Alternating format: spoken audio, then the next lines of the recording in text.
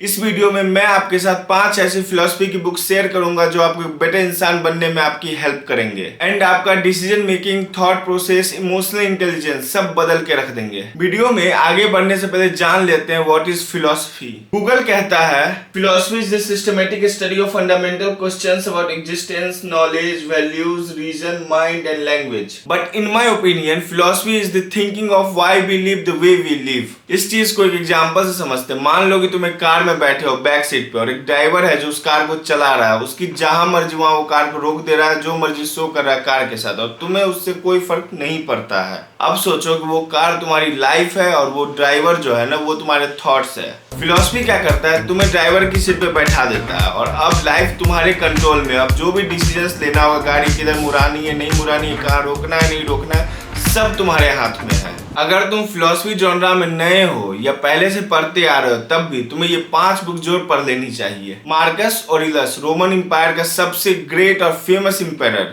लेकिन उसे भी तुम्हारी तरह ओवरथिंक करने की आदत थी। लेकिन वो उस ओवरथिंक से बचने के लिए डेली एक जर्नलिंग करता था। लेकिन उसे ये बात पता नहीं थी कि एक दिन उसकी यही जर्नल, यही डायरी दुनिया की सबसे ग्रेटेस्ट बुक में से एक हो जाएगी। बुक का नाम मेडिटेशंस बाय मार्कस ऑरेलियस। तुम जब इस बुक को पढ़ोगे तो तुम्हें ऐसा लगेगा कि मार्कस ऑरेलियस मेरे बारे में इतना कैसे जानता था, और तुम्हें ऐसा भी फील होगा कि ये बुक तुम्हारे लिए ही लिखी गई है। लेकिन अगर तुम्हें लगता है कि ये कोई एडवाइस बुक है, इसमें कुछ रूल्स लिखे हुए, ऐसा नहीं है। ये बस उनकी पर्सनल डायरी है जिसे पढ़ के तुम कुछ सीख सकते हो। अब इमेजिन करो कोई तुम्हारे पास बैठ करके तुम्हें ये बोल रहा हो कि मैं तुम्हें फिलोसफी समझाऊंगा, आओ चलो मेरे साथ। और साथ ही साथ मैं तुम्हें ये भी बताऊंगा कि वो फिलोसफी जो फिलोसफर्स ने दी वो क्यों दी। विल ड्यूरेंट एग्जैक्टली वही करता था। The story of philosophy Will Durant की एक बुक है जिसके अंदर फिलोसफर्स की कहानी लिखी हुई है। उन्होंने फिलोसफी क्यों बनाई उसकी कहानी लिखी हुई है। इसमें तुम्हें वेस्टर्न फिलोसफीज के सारे फिलोसफर्स मिल जाएंगे। अगर तुमको वेस्टर्न फिलोसफीज एकदम स्टार्टिंग से पढ़नी है, एकदम शुरू से,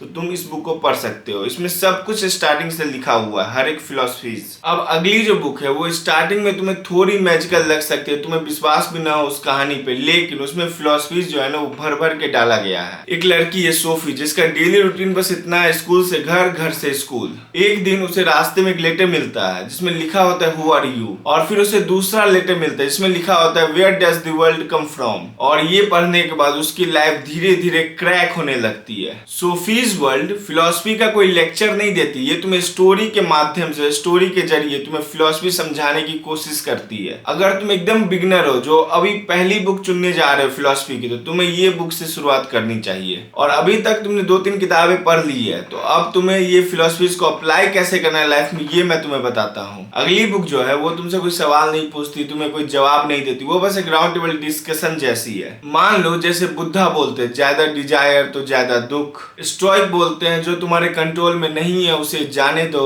एपिक्यूरियस बोलता है सिंपल प्लेजर में भी खुशी होती है। और एग्जिस्टेंशियलिस्ट बोलते हैं कि कोई रेडीमेड मीनिंग नहीं है, तुम अपना मीनिंग खुद बना सकते हो। और इन सब डिस्कशन के बीच में तुम्हें अपना एक फिलोसफी चुनना होता है। How to live by Epictetus कहता है कि लाइफ में कोई रूल बुक नहीं है, तुम अपना तरीका, अपने रूल्स खुद बना सकते हो। और फिर आती है आज की आखिरी रिकमेंडेशन, और वो बुक जो फिलोसफी के प्रॉब्लम्स बताती है। रसेल अपनी book the problem of philosophy के थ्रू एक सवाल पूछता है कि क्या तुम जो देख रहे हो वो सचमुच एग्जिस्ट करता है? क्या नॉलेज अचीव करना पॉसिबल है? क्या तुम सब कुछ जानते हो? और सडनली तुम रियलाइज करते हो कि तुम्हें तुम्हारी लाइफ के बारे में कुछ नहीं पता है, जो भी तुमने फिलोसफीज पढ़ी ये सब बेकार है। ये बुक आपको कंफ्यूज करती है और यही इसका काम भी है, क्योंकि फिलोसफी का मतलब क्लैरिटी देना नहीं होता है। फिलोसफी का मतलब होता है किस तरीके से आपको क्लैरिटी मिलेगी उसको जानना, सही सवाल के साथ जीना। यही थी मेरी 5 book recommendation. See you in next video.